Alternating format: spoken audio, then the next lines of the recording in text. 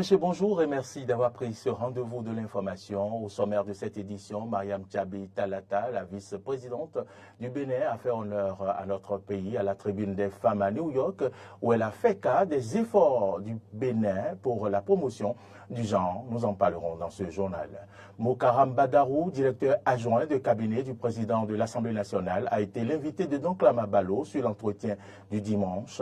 Le résumé est à suivre dans cette édition présidentielle en Russie. Vladimir Poutine réélu pour un 5e mandat. Vous suivrez à ce propos l'information en page internationale. Voilà pour le sommaire. Vous gardez votre position pour le développement de ce journal.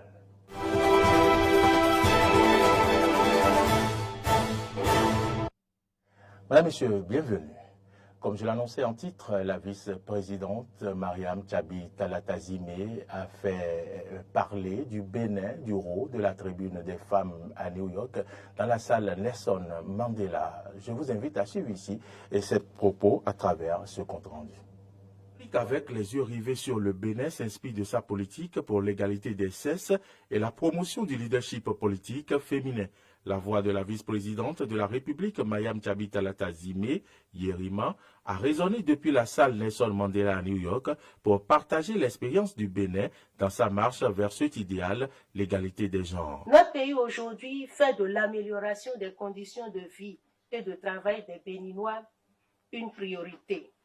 Cette amélioration passe par la réduction des inégalités de genre, des fragilités et vulnérabilités féminines. La volonté politique de Patrice Talon, homme d'État, a permis d'enregistrer ce changement, indique la vice-présidente.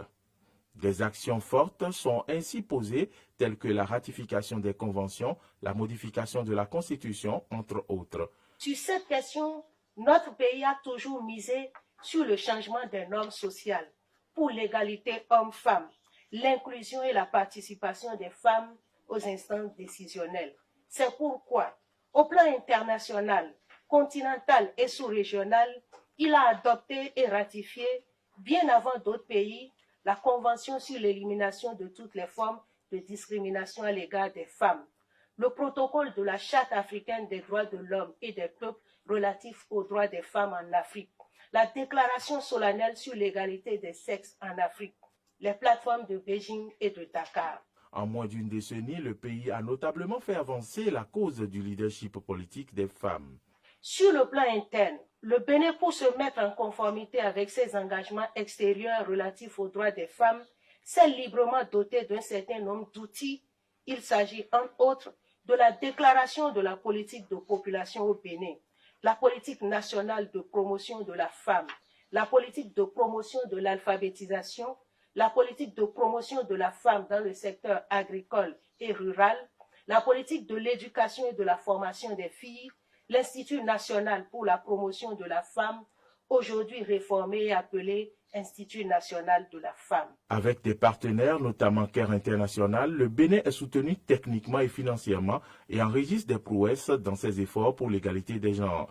Mais au-delà du partage de l'expérience béninoise, la vice-présidente du Bénin relève ses points aux États ainsi qu'aux organisations d'appui. Cette séance de partage de l'expérience béninoise initiée par CARE International en marge de la 68e session de la condition de la femme a également permis de mettre en lumière l'expérience de la Côte d'Ivoire, représentée par sa ministre de la Femme, de la Famille et de l'Enfant. Le comité de facilitation de la carte de presse a animé une conférence de presse dans la soirée d'hier à la Maison des médias Thomas Meyansa à Cotonou. L'unique sujet évoqué est relatif à l'élection des professionnels des médias devant siéger à la prochaine mandature à la haute autorité de l'audiovisuel et de la communication. Le CFCP a dénoncé le cadre juridique des élections des conseillers à la HAC. Pour le comité, bien sûr, ce document comporte des dispositions attentatoires à la loi qui encadre l'activité des médias et au code de déontologie de la presse béninoise. Suivez ici le compte-rendu de Arthur Wendo. Alors que les élections des membres devant siéger à la haute autorité de l'audiovisuel et de la communication RAC pointent à l'horizon, voici ce que les conseillers à la RAC ont fait et que dénonce le comité de facilitation de la carte de presse.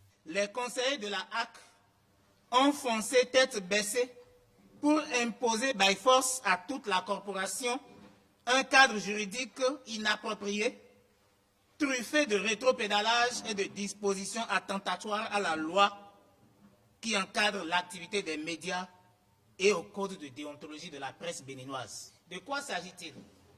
Oui, une question qui se pose et qui s'impose. Par décision numéro 24-018/AC du 28 février 2024, 6 conseillers sur 8 ont siégé et adopté le cadre juridique des élections alors qu'aucun acte officiel ne fait état de l'absence de nos représentants qui siègent au sein de l'institution en ce moment. Du coup, ces professionnels des médias protestent vivement contre cette mesure. C'est pourquoi nous élevons une vive protestation contre cette mesure, de même que celle relative au décret de nomination d'anciens conseillers. Le comité de facilitation de la carte de presse, présidé par Michel Aonon, appelle expressément à l'arrêt du processus électoral lancé par la haute autorité de l'audiovisuel et de la communication RAC. Nous exigeons l'arrêt immédiat du processus électoral lancé par la HAC en vue de l'ouverture d'un dialogue inclusif sur les conditions de candidature.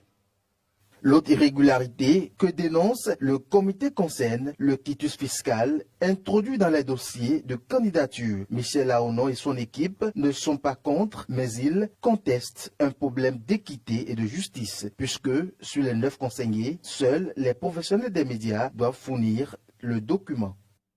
Donc, Clam Abalo a reçu hier sur l'entretien du dimanche Moukaram Badarou, directeur adjoint de cabinet du président de l'Assemblée nationale. Les discussions ont tourné essentiellement autour du code électoral. Je vous invite à suivre ici le résumé que nous propose Grâce à Valérie. Moukaram Badarou est directeur adjoint du cabinet du président de l'Assemblée nationale et membre du parti de la mouvance présidentielle UPR. Pour lui, il y a de quoi être fier de l'état de la démocratie béninoise. Il en veut pour preuve le récent rejet par les députés de la loi portant révision de la Constitution. Fier dans ma peau, fier de ce qui a été fait à l'Assemblée nationale, je dois dire que l'ensemble de notre peuple doit être fier de la vitalité démocratique dans notre pays, parce que ce qui s'est passé le 5 mars n'est que d'ordinaire au plan démocratique, mais il faut aussi dire que 5 jours avant seulement, on a eu un rejet de la révision de la Constitution à l'Assemblée nationale. Apparemment, ça vous a fait mal, ça.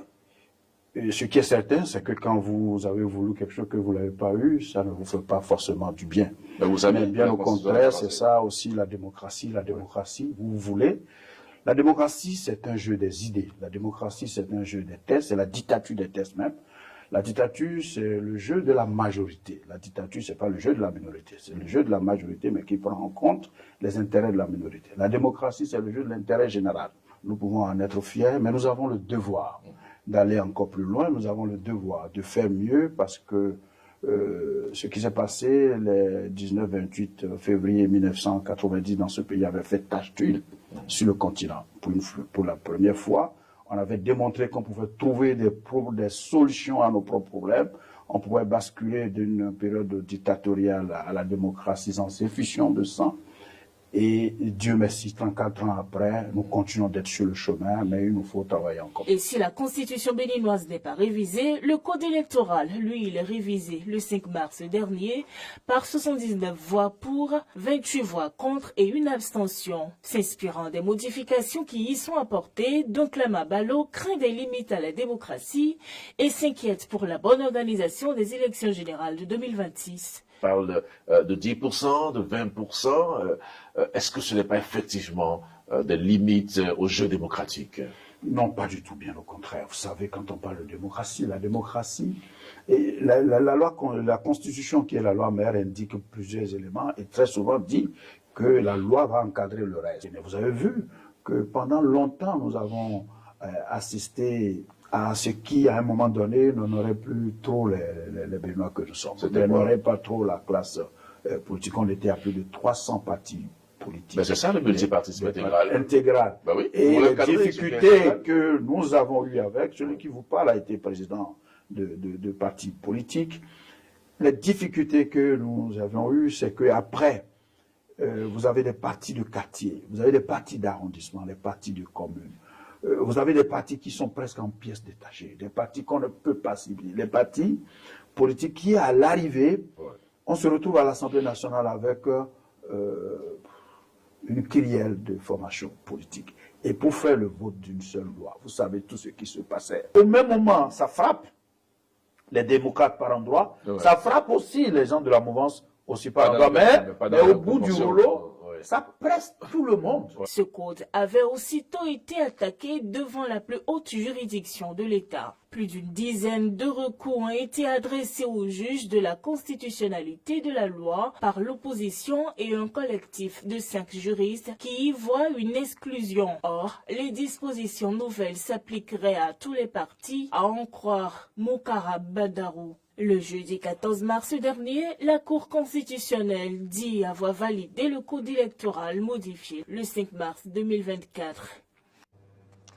Plusieurs cas d'infraction sont réprimés par la police républicaine depuis 2 semaines sur nos routes pour non-port de casque et autres raisons. Comment s'en sortent les usagers? Que vivent-ils? Alors, Arthur Rindo a tendu son micro à quelques-uns. Ils se sont prononcés. Suivez la réaction. Je commence d'abord par le port de casque des passagers, c'est le conducteur et son passager. Et il y a aussi le non-respect du couloir de circulation, le consens, surcharge et chargement hors gabarit, les pièces administratives à jour, les plaques d'immatriculation que l'autorité a même sur soi pour les 2 roues, et aussi le respect du code de la route, le respect du feu tricolore, et je crois que il y a pas mal de choses. Ici, bon, il y a non pas tout des casses. Bon, les papiers qui n'ont pas bien fonctionnel dans la situation. Il y a des casques pour le conducteur de moto et celui qui est derrière lui. Donc les deux doivent porter le casque. Il y a les motos sans clignotant, sans phare, les motos sans les 2 rétroviseurs, des motos comme des véhicules, sans les 2 rétroviseurs. Il y a des casques en homme. Si la police nous arrête, c'est difficilement de nous en sortir. Parce que des fois, on veut feinter pour quitter. Mais ça ne se fait pas. Parce qu'ils s'ennuient pour nous attraper. Vaut mieux de laisser et de rester. S'ils nous attrapent, vaut mieux de rester là. Quand je tombe dans une infraction, d'abord, quand je suis sur la moto, j'ai toujours mon casque. Je porte toujours mon casque. Parce que pour moi, je sais déjà que si je suis sur Zémijan et qu'il y a un choc, ce n'est pas seulement le conducteur de moto qui est blessé, mais aussi celui qui le remorque derrière. Hors de nos frontières, à présent, allons en Russie pour parler de la présidentielle. Vladimir Poutine réélu pour un 5e mandat au pouvoir depuis un quart de siècle. Il faisait face à 3 candidats triés sur le volet et sans envergure. L'issue du dernier jour du scrutin ne faisait aucun doute. Il a été réélu avec plus de 87% des voix selon les premiers résultats officiels. Selon les premières estimations et les résultats d'un sondage d'un institut étatique, Vitsium, le président russe Vladimir Poutine a profité pour remercier dimanche les Russes d'avoir voté à la présidentielle. Il a affirmé, je cite, « Je tiens tout d'abord à remercier les citoyens. Nous sommes tous une seule et même équipe. Tous les citoyens de Russie qui se sont rendus dans les bureaux de vote et qui ont voté ». Fin de citation. La Pologne a pour sa part jugé que l'élection présidentielle n'était pas légale, libre et équitable. En Russie, les autorités n'ont pas laissé de place aux contradicteurs du pouvoir. Les 3 autres candidats sélectionnés étaient tous dans la ligne de Kremlin, qu'il s'agisse de l'Ukraine ou de la répression qui a culminé avec la mort d'Alexeï Navalny. Madame, Monsieur, c'est ici que se referme ce journal. Merci à toutes et à tous de l'avoir suivi. L'information continue, vous le savez, sur nos différentes plateformes, YouTube, Facebook et sur notre site internet www.bene-eden.tv. Mais vous pouvez nous suivre également en téléchargeant notre application, c'est Eden TV Diaspora FM dans Play Store ou App Store. Nous sommes également disponibles sur la TNT au numéro 10. Bonne journée.